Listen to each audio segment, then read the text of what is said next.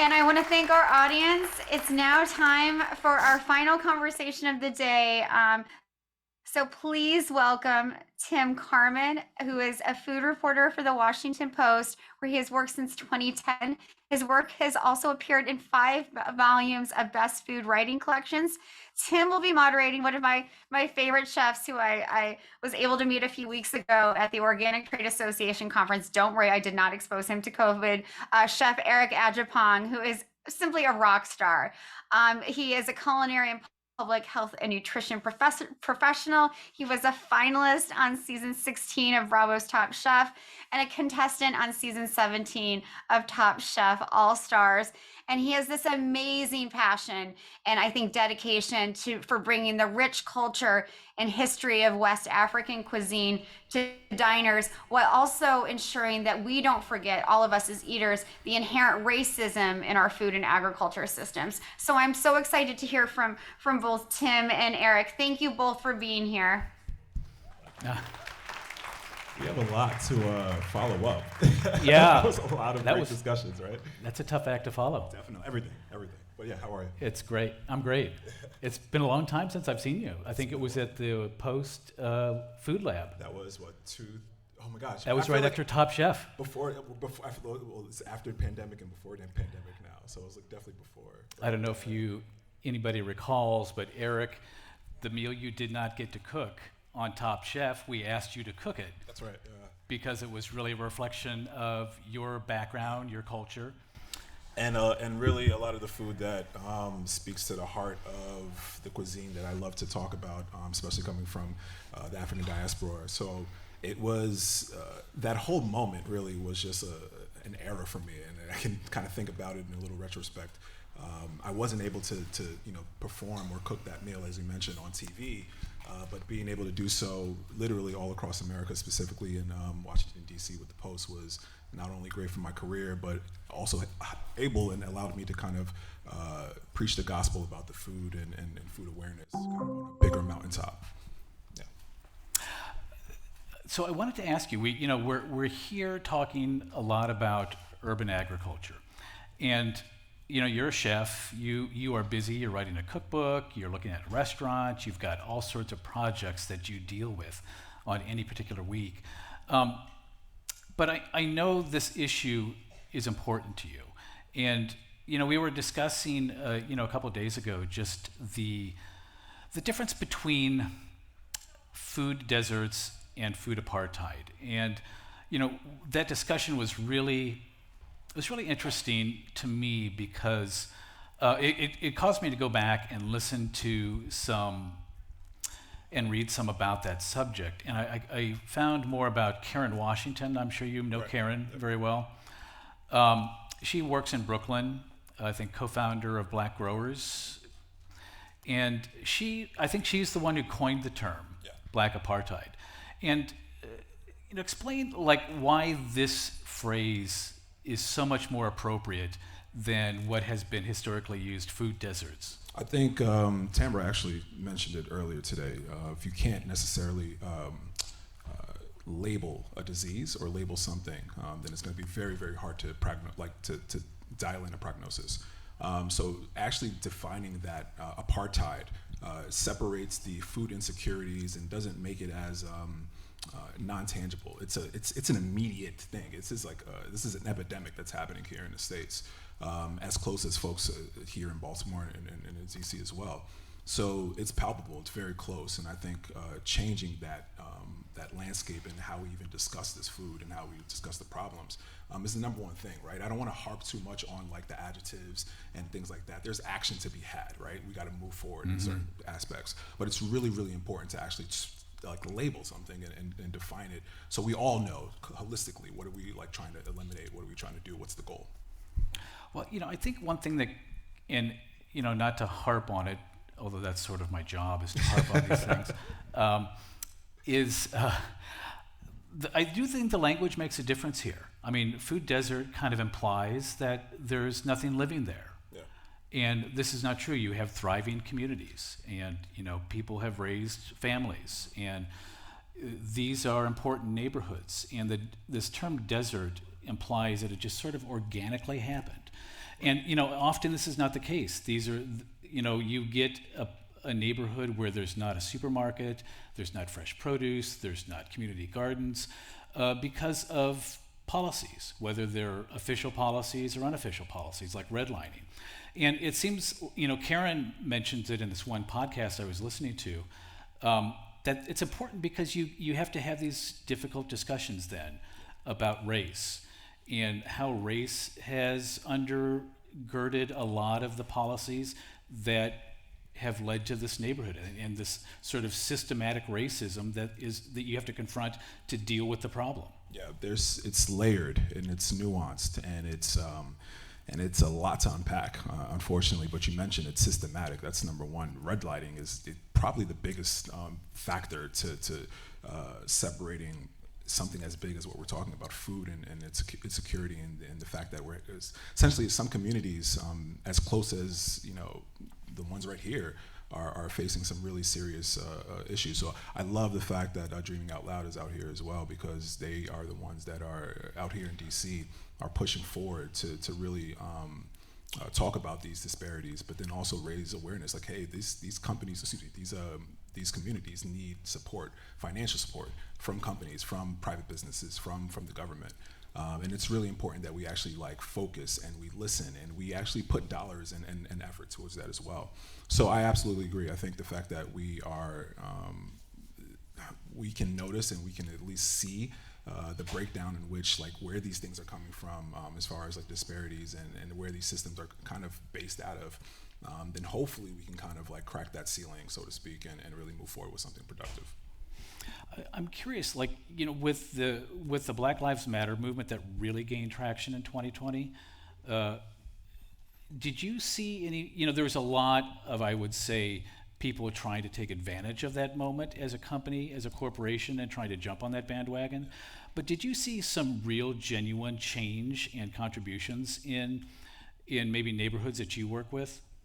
Totally. I think with Black Lives Matter and a lot of the grassroots organizations and really efforts that kind of spawned through the pandemic, you'll notice just more of a holistic kind of approach to the matters that are really affecting these communities the most. So it's not just the disparity between the systematic things that really separate these communities, but it's also the people that work within these communities, the police officers that police the communities, the doctors, the everything. And we talk about food specifically. A lot of awareness was brought to food and the disparities that a lot of these communities have when it comes to eating something healthy, or even just having access to a local grocery store or a fresh grocery store. So a lot of these, unfortunately, I always kind of bring it up to when you it's impossible to fix a car when it's moving 80 miles per hour, right? But when it's stopped, then you can actually focus and figure out what's wrong. And I think with this pandemic, we really had a time to kind of stop. We were all home and listen to the folks that were really being bothered by the food disparities, and really have an understanding of what it is that we need to do as Americans. And I think that's one thing that everybody's trying to probably kind of go home and try to figure out what's the take-home message. And I think the fact that you're even here, you're adding into that ecosystem. You're a part of the message. You're a part of the movement. So really listening to these community leaders, listening to folks who are really pounding the pavement, who are in the communities, who are actually who are suffering, who are representing the folks who are suffering as well. It's important to listen, and it's important to take action. Have you had a moment to slow down and take a look and see? Not at all. Life is lifing, man. Yeah. It's but in a great way. I mean, I was able to. Through the pandemic, I had in mind to open up a restaurant here in DC, and it didn't happen. But just through the grace of everything, was able to open up a space in Africa and Ghana. My cookbook started to come out of that, and TV and everything else kind of made its way into my rear view. So. In different ways, I'm happy that in retrospect, that when it happened, I was devastated. But in retrospect, I'm really happy because I'm actually able to kind of spread the gospel a little bit faster and freer, if that makes sense. Not confined up in a restaurant for 12 hours, so to speak. Of course. Shout out to Chef K. Thank you so much.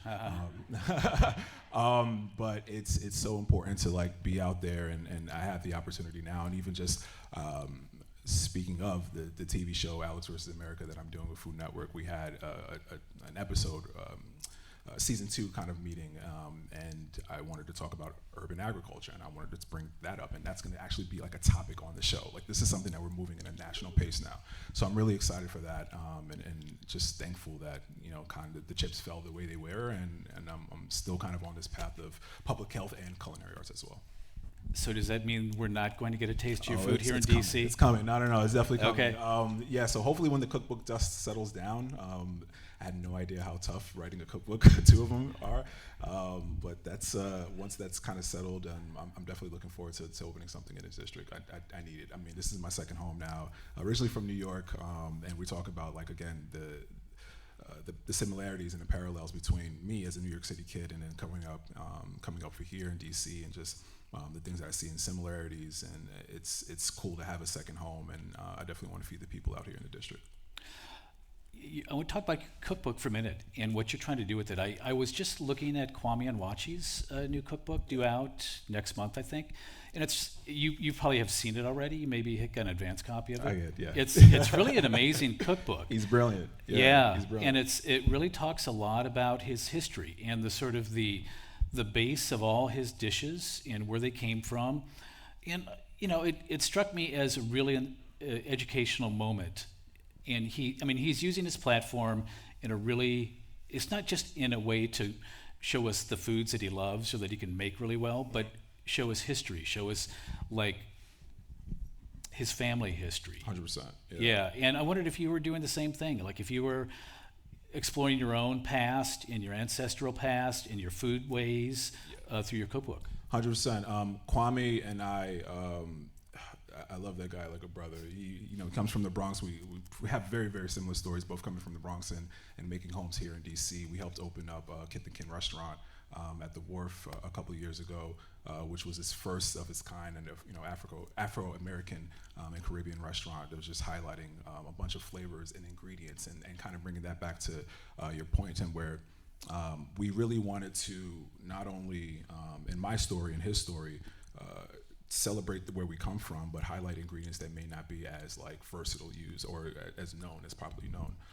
And we were able to do that, and we got a lot of, like, indigenous food from Africa. We were able to source foods from locally out here with farmers, as well as and folks in the South as well. So it was a really cool project, not only coming up with the menu, but then also, like, hey, how can we broaden the horizons of the palates and the knowledge of foodies out here in DC with these ingredients, and really how can we teach about this food.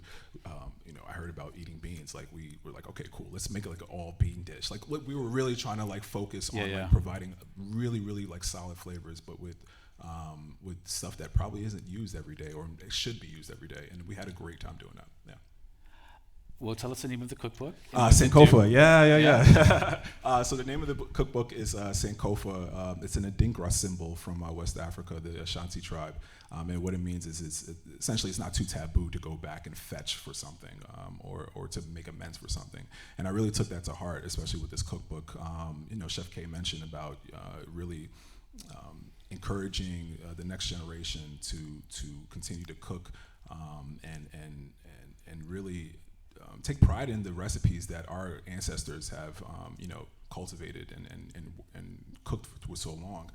When it comes to, like, African American history, a lot of it's not written, it's oral. So I had a really big challenge of just, like, calling out, like, I'm calling my mom, my grandma, my uncles, like, hey, how do you do this? How do you do that? And I've been doing this essentially my whole life. But now that I have the opportunity to actually write these recipes down in a format that everyone can understand, and actually, encourage everyone to cook with as well. So it's definitely taking recipes from, like, traditional West African and Caribbean dishes, and then also a little bit of more the contemporary side and my travels and the places that I've been, and things that affect me throughout my culinary career. I'd love to ask you a question that may be tough to answer. Yeah. Palm oil. Oh, yeah. Like, do you use palm oil in your recipes? Absolutely. So I had a very, very troublesome ingredient, but a very important one in the cooking. It's I use reference palm oil, especially in the book, as a commodity. The palm tree itself is the commodity. Not only we get the sugar, we get the sap, we get the wine, the palm wine, which if you haven't tasted is one of the best things in the entire planet. But the palm oil itself, which is so rich in nutrients, it's so nutrient dense, and I absolutely love it. It has such a unique flavor. It's unlike It has a any- flavor unlike any other Literally, oil. if you have Yeah. palm oil, you never forget that you had palm oil because it resonates and it's such a strong flavor. And it's really the backbone to a lot of like our mother sauces in Africa. When we talk about like, classic French cuisine, we have the 5 mother sauces, but there's so many different ways to cook classically all over the world. So I love to show that, and palm oil is a great ingredient for that. Yeah. So you're not shying away from Not palm at all. oil I just at used all. palm oil not too long ago, actually, in a dish. It was kind of a little bit of a garnish, but I served for a Nigerian family out here in the district, and I love it. It's especially we can get it unrefined and it's pure. It's solid at room temperature state, but it's such a delicious product, and a little goes a long way. Yeah. We were talking a little bit about your work, educating young kids how to cook. It's sort of I would say lost art, but Yeah. maybe a moribund or just kind of like dormant. And it made me wonder, like I was thinking about it afterwards, like it feels like whenever you have to teach people how to cook. I mean, you obviously have to rely on the ingredients available. And does that limit what you can teach? Like if you wanted to teach West African, it'd be difficult to, I would imagine, get your hands on those ingredients, and yet that would be an important moment. I think it's also about adaptability as well. You don't necessarily, like, recipes aren't, they're not set in stone. They're not the Bible, right? These are things that are meant to be adapted. And if you don't have one ingredient, it doesn't mean you can't make the entire dish. You can figure it out and move on to go. So we always encourage folks, especially the kids that I work with, to think outside the box. If you don't have potatoes, can you use a tuber? Can you use sweet potatoes? Can you use yams? Can you use something else? And really breaking down the techniques behind the food, I think, is really important. So the craftsmanship it stays the same. Like a really simple example is a vinaigrette or a salad dressing is 2 parts oil, 1 part vinegar, acid, whatever the case is, right? So if you know that, then you can break that down in so many different ways. Your oil can come from palm oil, can come from duck fat, it can come from bacon fat, it can come from avocado oil, so citrus, it can come from vinegar, it can come from lime juice or whatever. So really just keeping them in that mindset that you can mix and match different things, and really when it comes to West African cooking and really just cooking from the soul in general, a lot of it is not necessarily like I need a dash of this. You kind of stop until the ancestors tell you, right? You kind of just stop when it feels right. So trying to break that down in a way that's formatted in a recipe, but then also try to encourage folks to like really cook from the heart and really understand. You don't need a recipe to tell you to cook something for 15 minutes if you see that it's done. You know what I mean? Like that's the type of like intentional cooking that we really want folks to start thinking about. And when you can think like that, then really whatever ingredient that you have in front of you it's not a challenge. You can just work with it. When you go into communities and teach cooking, like are you finding there are issues that pop up that might be helpful to policymakers as we look forward to combating food apartheid or anything in these communities? 100%. I mean, we've heard amazing examples literally all day from food actually being part of medicine. And I studied in England for a little bit and Master's of Public Health, and like day one, our teacher mentioned this line that sticks and seared in my mind. It's pay your farmer now or pay the hospital later, right? And it's why not encourage policy to actually use food, because it's most of the medicine and the medicinal stuff that we use is coming straight from food and its essence and everything else. So let's use food and let's encourage people to actually eat properly. And if we can incorporate private business and government to do that, I see why not. It's a layup. It's such an easy thing to do, right? So there's so many great examples, and I mean the brain power in here really was just incredible to just listen to the other things that I wasn't even thinking about as well. So it's really dope. Just New York coming out of me. It's really cool just to be with just folks who are like-minded and really want to figure out ways to make this a holistic thing. Because again, this is like we're talking about food and cooking, but we really got like the story from the first cog in the machine all the way down to like this point right now, where it's really people helping people, companies helping people, companies who are about agriculture and sustainability, helping their cohorts and so forth. So really, I see it as a holistic thing, and if we can really like put our brain power to stuff like, again, food for medicine, I think that's just an easy idea. Yeah, I think, was it Terry Bryant that said that, you know, when you encounter a community that doesn't have good access to good food, nutritional food, you know, that kind of like grocery store food that a lot of other neighborhoods have access to, you find other issues. You find that there's not access to money, to good housing. And I don't know how you feel about it, but it seems like the base food can be the start of this to create a better, stronger, more vibrant community. It fills up so many, or answers so many questions as far as like, okay, how do you bring more money into the food? There's so many opportunities for urban agriculture to make business and supply not only the folks that live in their communities, but supply folks that live, you know, outside of the community as well. Like, how cool would it be? I heard Shay mention earlier, like that specific beet or carrot that grows only here in DC, right? If we can cultivate it and really like brand it or make it popular, like how cool would it just to have that DC beet or that DC carrot that you can't get literally anywhere else? I mean, we've seen that happen with Carolina Gold Rice, right? That brand is there. So why not here? And I think stuff like that, where you have minds here in the district who are able to not only find those gaps in the holes, or gaps in the plugs, so to speak, but to actually like go ahead and move on it and make business out of it. So there's so many different facets, I think, that can be really beneficial, not only financially but health-wise again, and just even me. Like I think about, like, I'm a product of city agriculture as well. Like I grew up in the Bronx, New York. I went to I got my free meals at church on in the summertime and on Sundays as well. So like I'm a chef and I'm kind of giving back in that same regard. So if we can do this, like it's possible. You just have to continue to show and continue to give access to folks like me when I was younger.